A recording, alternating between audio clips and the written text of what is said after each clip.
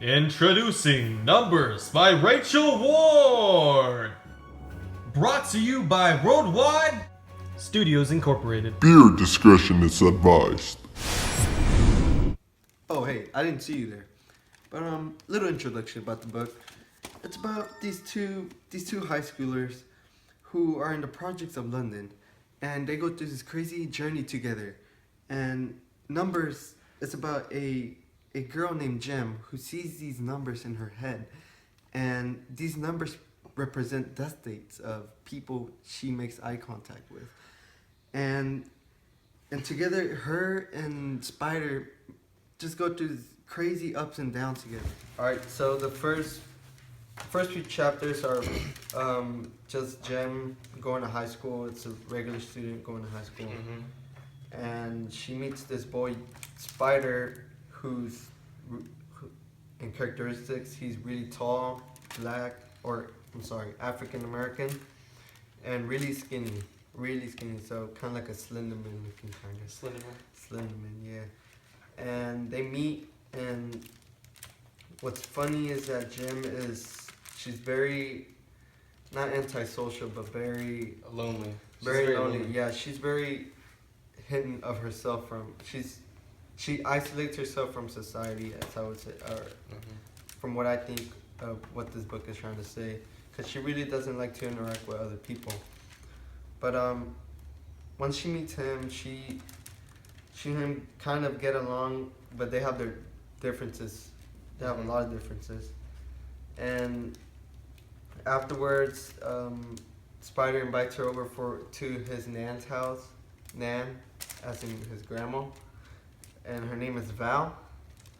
And Val was very suspicious to her, or Jem was very suspicious of Val, Spider's Nan, because Nan told her that that she had this what was it? Special aura. The special aura that she had, and that kind of made Jem very suspicious about her ability, because Jem has this ability that she can read people's death dates on her head, and I'm guessing Val kind of knows about it.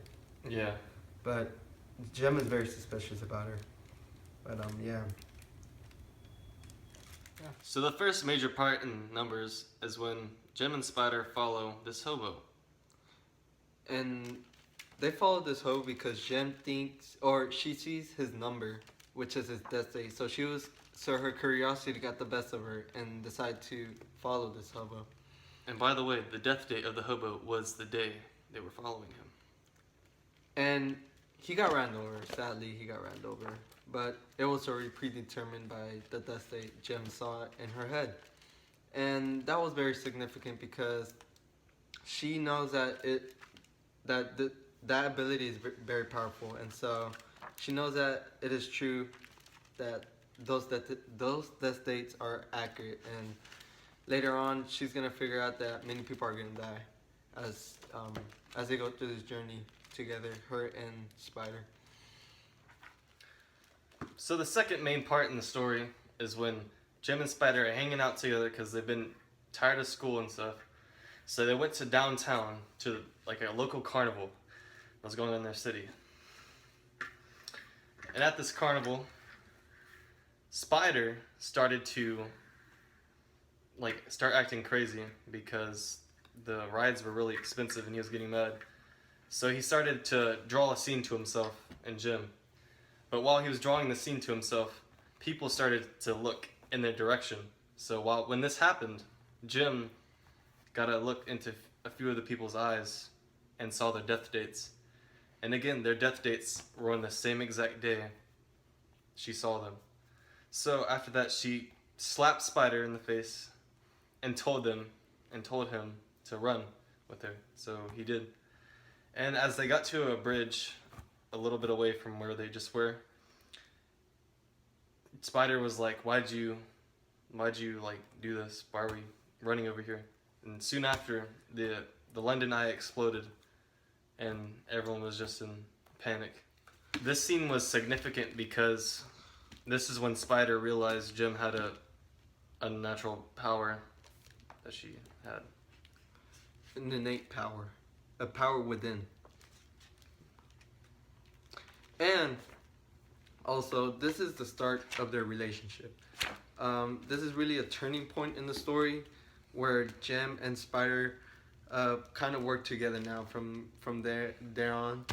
And soon afterwards, after the explosion, they head to Nan's house, which is Spider's Nan, or Val, in other words. And Val kind of knew about what happened, and so she kind of wanted to help him out because, I mean, she's already old. She couldn't do anything else but help them pack, and really she just helped him out, gave him food, water, and all the necessities they needed because they were running away, and that kind of built their relationship, Jem and Spider's relationship, and that's a major turning point in the book Numbers. All right, so continuing on from the last event, the explosion of the London Eye. Jem and Spider, they get all their tools they need to escape and to pretty much get away from the situation, what happened, and they go try to find a car, and Spider hotwires their teacher's car, and Jem was pretty surprised because she didn't know it was his car, and so afterwards they were going on the road and they were trying to figure out where to go. They decided to go to Weston, which is a part where no one really knows where it is. It's just on the map, and they decided to go there. And so as they were on their way there, they felt as they were being followed by police, and actually there was a trailer who was following them, and they felt very suspicious. The trailer followed them for like at least 50 miles, and Spider decided to go different route from where they were going to. And so afterwards they hit that different route, they hit a very narrow path where you had to go on foot. And then from there, the truck couldn't really go in there, so I guess that was the end of the truck's journey, but it wasn't the end of Jem's and Spider's journey. And so they had to go on foot. Luckily for Jem, Spider knew camping and survival tips, and Luckily, yeah. And each night they had to camp at under the trees because sometimes it would rain and it was really cold, so they only had a blanket, and for food they only had chocolate chips, cookies, soda cans, and a little bit of water. Nothing really like nothing with nutrition value. yeah. So I mean that was that, and then they stumble upon different situations like a river. They had to cross a river to go to the other side of a specific area they were in, and this was one of the significant parts actually. Spider tries to swim across the river, and well, for Spider, he didn't know how to swim, and so yeah, it was sad. And Jem saved Spider from going with the current. So luckily he got stuck on the branch that was on the side of the river, and that was sticking out the river. So he got saved by that, and then Jem just jumped in and gave him a mouth to mouth. Well, it said she didn't, but I feel like she did because it was the only way. But it also said that she pushed a Spider's stomach in order for that water to come out of his body because he was drowning, and from there on, Spider kind of had a more trust in Jem because Spider didn't really think Jem would be that kind of person to do that because